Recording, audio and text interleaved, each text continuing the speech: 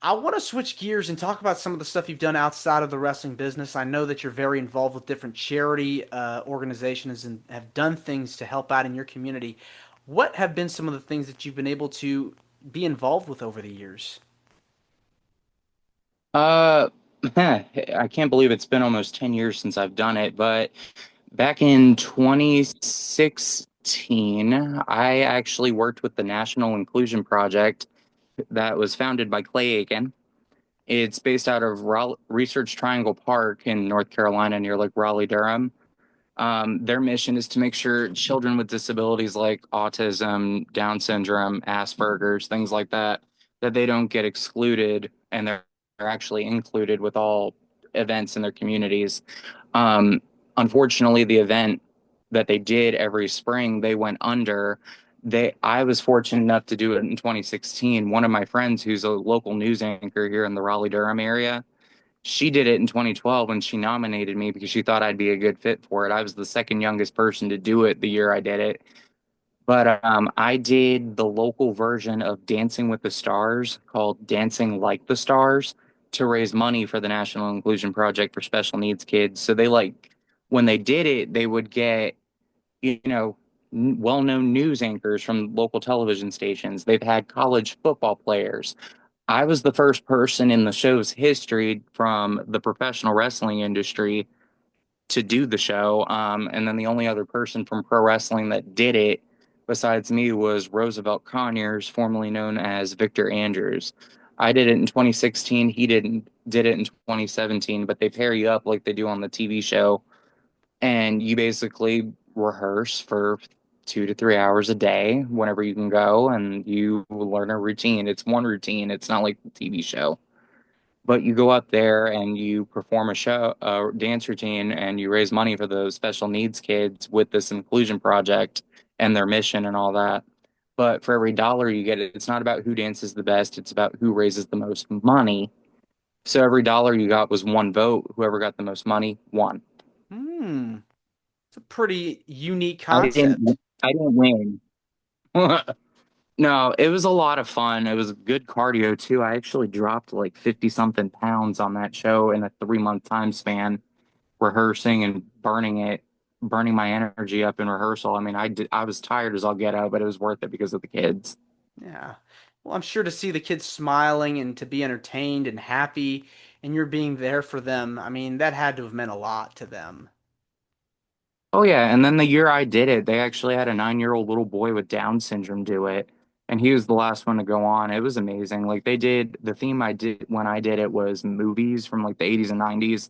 So yeah, I dressed up in the shirt that I wore to my senior prom in high school and white gym shorts and socks and slid across the ballroom floor like Tom Cruise from Risky Business and did a triple swing to old time rock and roll.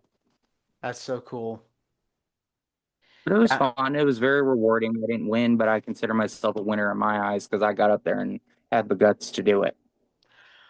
You know, when you're there, making a difference for these kids, I mean, it is very rewarding because they're going through so much in their life and to be entertained and to have them be entertained by the work that you're doing, both with that and with being, a heel manager, being in the ring. You're putting a smile on their face and you're making a huge difference because you never know what they're going through in their lives. They could be going through so much, pain and to have that moment just it gets them out of that space for a little bit. Oh yeah. And it was a lot of fun. I mean, when I did it in 2017. I returned as they had me come back as a judge, and it was really funny judging one of my now colleagues in this business when he did it. It was pretty fun, but like when we did it in 2016, we broke the all-time highest attendance record because usually they get like 5 to 10 people to do it every year. Hmm. So when I did it, it was like me, a college football player, a college professor, two news anchors, a kid with Down syndrome, a fashion designer, and an insurance agent from the Raleigh area. Between the 8 or 9 of us that did it, we raised like almost $50,000 for the charity. Wow. What is it So about it's a lot of fun. It's really rewarding. what is it about giving back to the community that gives you the most joy? the reward of people getting stuff that are maybe underprivileged or less fortunate. I mean, people deserve things. I'd rather see people get something that they could really use than something that they don't need. Yeah, I mean, it's hard, when you see somebody that's struggling and for them to, kind of get out of that funk that they're in and enjoy, life and be able to do things, take the pain away. It goes so far. Hmm. Oh yeah, and it's very rewarding to help others.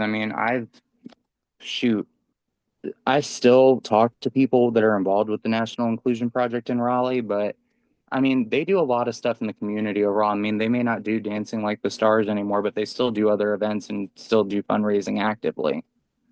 Yeah. Yeah, I mean, to have like events like that, every year, it's a lot of work, but it's worth it in the end because you know that it's for a good cause. Yeah.